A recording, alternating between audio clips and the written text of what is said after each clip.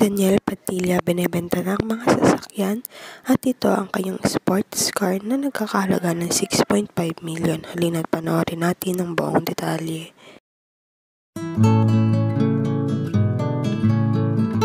Daniel Padilla nagbebenta na ng kanyang mga sasakyan na nagkakahalaga ng 6.5 million. Ito ang kanyang Chevrolet Corvette na sports car na kulay orange. At lahat daw ng papel ay naka-under sa pangalan ni Daniel Padilla.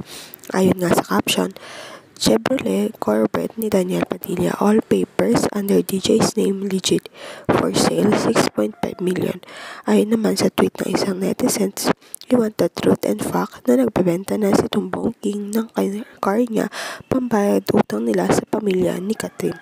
Na-issue kasi dati na marami daw utang ang mama ni Daniel na si Carla Estrada sa pamilya ng mga Bernardo at nagkakahalaga daw ito ng milyon-milyon.